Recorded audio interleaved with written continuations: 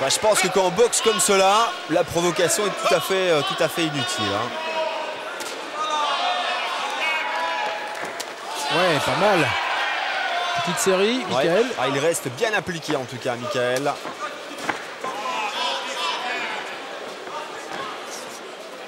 Ah, c'est une belle récompense parce que ce début de combat avait vraiment été pourri. Ouais.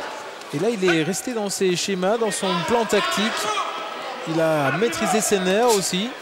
C'est vrai que ça aurait pu... mal tourner. Ouais, en tout cas déraper un peu. Et là, le Lituanien, il n'est pas à la fête. Regardez ça, à cette distance-là, c'est lui qui encaisse. Alors, on a dû attendre la mi-combat pour voir Michael vraiment, on va dire, se décrocher et prendre de l'avance face à Tarvidas, qui ne boxe quand même pas beaucoup plus qu'en début de combat. Hein. Il n'y a pas grand-chose qui sort des points de Tarvidas. Beaucoup d'accrochages, beaucoup de positions à la limite de la régularité. Ah, c'est bizarre quand même pour un champion qui vient... Un challenger en tout cas, c'est lui qui doit venir chercher le titre aujourd'hui. On le présente comme un champion dans son pays. C'est vrai qu'il doit venir au moins donner la réplique à Michael pour chercher un titre. Et il ne nous montre pas grand-chose en étant gentil. Un titre intercontinental IBF des super moyens, on est donc chez les moins de 76 kilos. Alors un titre intercontinental qui permet de se placer, de se classer dans cette fédération IBF. Mais il reste très serein et je pense que c'est vraiment le point positif de Michael là, dans ce combat. C'est de rester appliqué, de ne pas sortir de sa boxe. Regardez le jab du gauche, véritable démonstration en cette 7e reprise. Et rien que ça lui permet de remporter le round. Comme quoi, il ne faut pas grand-chose en boxe. Avec un bras et même un seul coup, on peut gagner des rounds, on peut gagner un combat. Surtout dans des situations compliquées.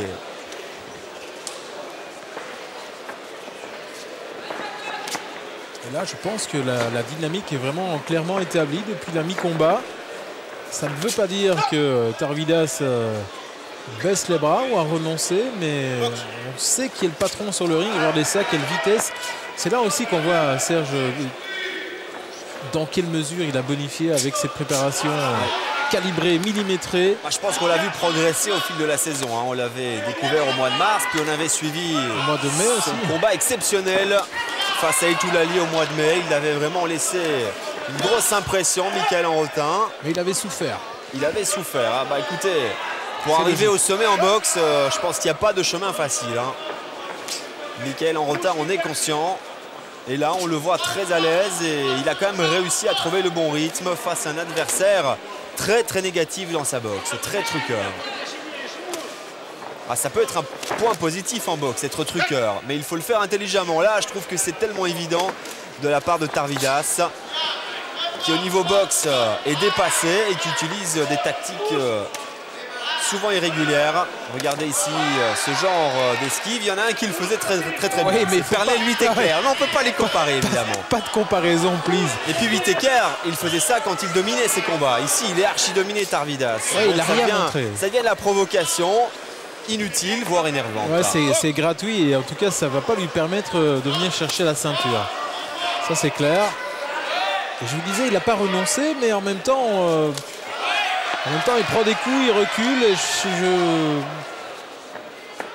c'est difficile de savoir ce qui se passe dans sa tête.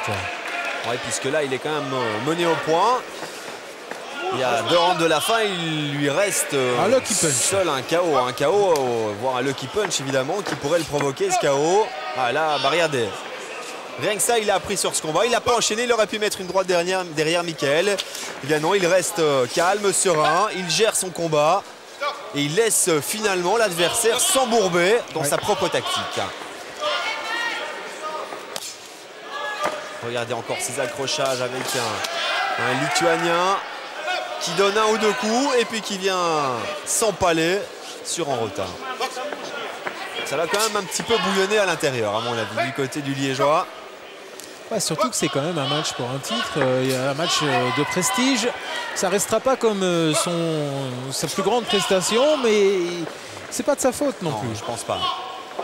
Je pense que si le combat ne tient pas tout à fait ses promesses, c'est à Tarvidas qu'on le doit. Il a 1 ou 2 choses à faire, Michael, et il les fait bien jusqu'à présent. Que demander de plus c'est de travailler, travailler, continuer à travailler, marquer des points, toucher, bouger, ne pas se laisser piéger par Mantas Tarvidas. Ce qui peut être frustrant, c'est tout le travail qu'il a effectué dans la préparation, toutes les combinaisons qu'il a travaillées, etc. Il n'a pas réussi à les mettre en application peut-être dans ce combat par la faute de l'adversaire. Non, mais ce travail-là n'est pas perdu puisqu'on attaque la 12e reprise. On a l'impression qu'il entame la première, Michael. Il n'a pas l'air d'être du tout éprouvé par ce combat. Et rien que pour ça, la préparation a été efficace et utile. Ça reste quand même une performance en boxe. Disputer 12 rounds, c'est quand même une distance qui n'est pas facile à gérer.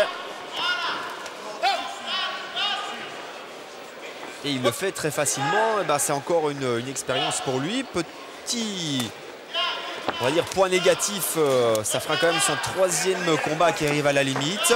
Alors ça ne veut pas dire qu'il a perdu de sa puissance, Michael Hanrotin. Ça veut dire aussi que les adversaires seront de plus en plus résistants et qu'il est en train d'évoluer dans les classements et que le niveau se resserre évidemment. C'est assez logique. Il est en train d'évoluer, comme vous le disiez, à la fin, à l'horizon, j'ai envie de dire. Il y a une place aux alentours de la 15e position, qui est un chiffre pivot. Oui, mais il sera encore mieux classé au niveau européen, Michael. Je pense que la première étape pour lui sera peut-être un titre européen avant de viser un titre mondial. En tout cas, ça permet d'entrer dans les tablettes, de montrer le bout du nez au plus haut niveau. Et c'est vrai que c'est une logique récompense quand on voit tout ce qu'il a donné en préparation. Le Lituanien qui essaye de pousser Michael à la faute, qui se tourne, qui accroche. Et il n'a plus rien à proposer de toute façon. Qui annule complètement le côté pugilistique du combat. Et tout ce qu'il a espéré, c'est vraiment ce type de situation. Il peut balancer un large crochet en descendant un petit peu sur les jambes et en remontant avec un large crochet gauche ou une droite. Ouais, c'est quand même c'est très minimum limite. Syndical. Le petit uppercut qui est passé là du côté de Michael. On s'attendait quand même à autre chose, Serge, en termes de boxe pure. Il a eu une attitude assez énervante, ce Mantas Tarvidas. Pour nous, alors faut pas demander pour Michael qui était sur le ring et qui a dû faire face. Ce qui est bien, c'est qu'il reste le patron, il reste calme, il maîtrise ses nerfs, mais en même temps, il place les coups secs pour montrer que qu'il est sur ses terres. C'est l'expérience. Je pense que les combats face à Kastanov, à Shkarupa en 2006 et puis celui face à Etoulali en 2007 lui ont énormément apporté. Ça devient très limite cette 12e reprise avec un boxeur lituanien à la limite de la rupture. Je pense que pour le même prix, il aurait pu être disqualifié dans ce combat. Ouais. Je pense que l'arbitre, M. Immeler, ça a été très très clément avec ce boxeur, cet adversaire lituanien. Il a été clément, mais je trouve qu'il est intervenu avec beaucoup de fermeté. Il n'y avait pas le choix, de toute façon. Sinon, le combat, à mon avis, aurait été encore plus difficile et là, complètement pourri. Même si à un moment, on s'est dit, c'est un peu dur peut-être d'aller avertir Michael, mais je pense qu'il fallait intervenir à la 2e, 3e reprise. C'était dur de lui donner le premier avertissement. Exactement. Alors que c'était vraiment le Lituanien qui avait compliqué les choses. Alors j'espère quand même qu'on ne le reverra pas avant qu'il ait corrigé un petit peu son attitude. Mantas Tarvidas, même si il mérite le respect comme tout boxeur qui monte sur un ring. Il a quand même pas montré grand chose aujourd'hui. Grand chose de positif en tout cas. Et le petit crochet là en toute fin de combat qui est passé. Et excellente fin de combat pour Michael Hanrotin qu'on peut féliciter pour sa gestion du combat en tout cas. C'était pas ce qu'il espérait, mais c'était pas un cauchemar non plus ce combat finalement. Italie. Décision. Et Jankovic, Pologne. Michael Hanrotin, 118. Tarvidas, 108. 10 points d'avance, logique. Michael Hanrotin, 117. Tarvidas, 109. Champion intercontinental. 8 points pour le 3e arbitre. Plébiscite pour Michael Hanrotin qui conserve donc son titre intercontinental IBF et qui termine magnifiquement l'année 2007. Monsieur Benedetto Montella. Michael, félicitations, tu as conservé ton titre. Tes premières impressions à chaud après ce combat? Content d'avoir conservé le titre, mais très déçu sur moi-même vis-à-vis du combat. C'est pas du tout le combat que je voulais faire. J'ai vraiment eu très dur à trouver mes marques face à cet adversaire plus petit qui a collé, qui venait toujours avec des crochets larges.